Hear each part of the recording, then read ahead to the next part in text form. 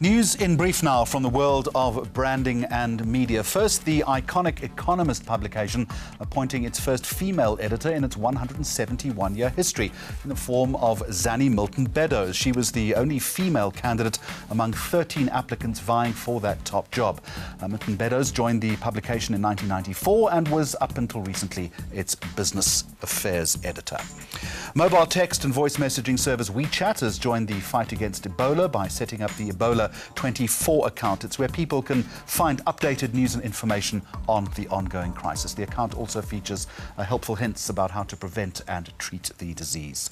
And in new advertising news, the British gambling watchdog, the Senate Group, recently launching a series of ads to warn against the dangers of gambling addiction. Here it is, and you can let us know if you think the humorous approach works. All comments on our Facebook page, and the address is on your screen. Whoa, bad Betty, Babylon. If you're betting more than you can afford, it's a bad Betty. Just pause for a moment and think again. When the fun stops, stop.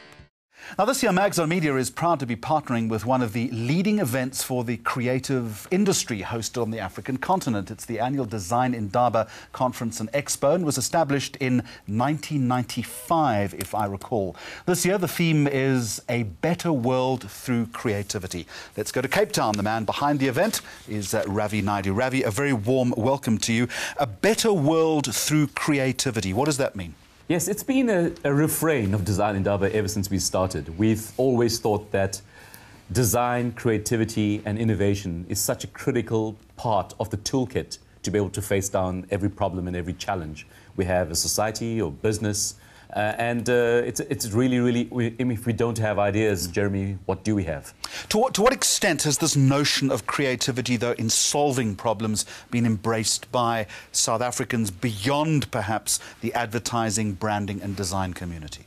Well, it has to some degree, and let's face it, I mean, what we've tried to do with Design Indaba as well is to really try to integrate it across disciplines. So we're a real equal opportunity celebrant of creativity of every shade or form. And even in terms of the projects that we've leveraged over the years, like the very famous Design Indaba 10 by 10 low-cost housing project, where we looked at different models and different typologies as to how to address the vexing problem of low-cost housing. I think the entire platform and South Africa in general. Given that it's almost impossible to measure creativity, are you able to say in the last couple of years whether South Africans are getting better at it? Have we become more creative as a nation? And often that is driven perhaps by challenge and adversity. Yeah, absolutely. I mean, you know, we have the Graduate School of Business at UCT, certainly in terms of our event.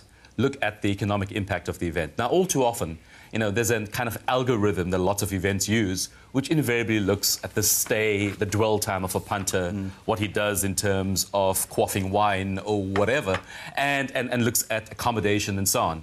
Whereas the difference with Design Indaba is that they actually measure sales of creative produce. So there's some 508 SMMEs across the country who exhibit their wares at Design Indaba and sell their produce not only to local buyers, but some 809 international buyers. And what that really means is that the event had, in this last year, an economic impact of some 325 million rand and had sales on the expo floor alone of in excess of 200 million rand.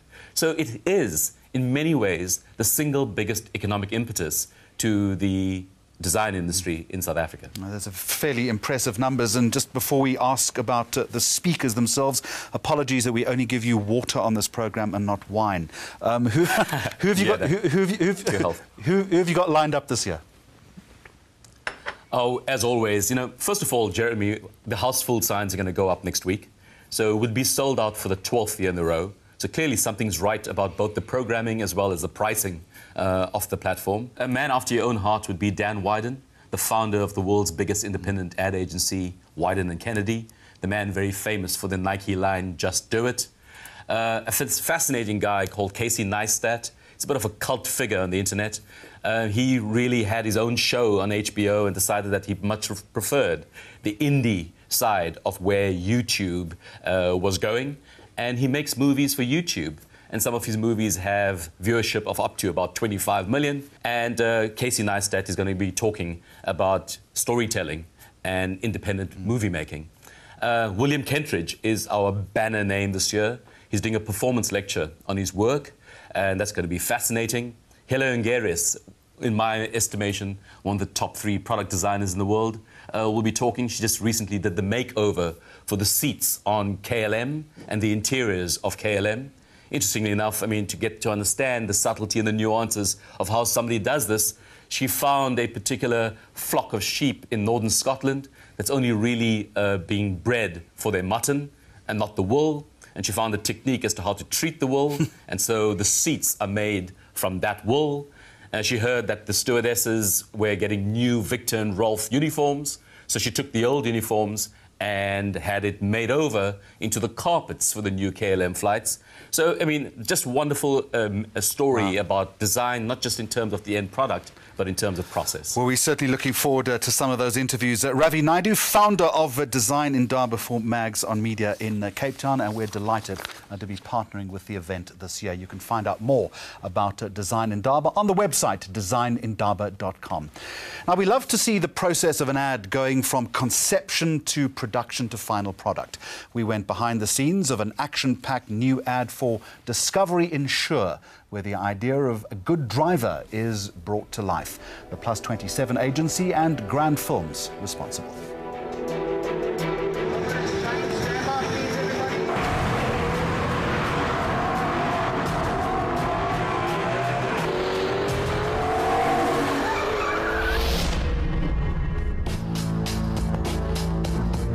It's not often that one goes on shoots where you are shaking because of just how many moving parts there are and the uncertainty around, I think, one of the biggest productions that Discovery Insure's ever put together.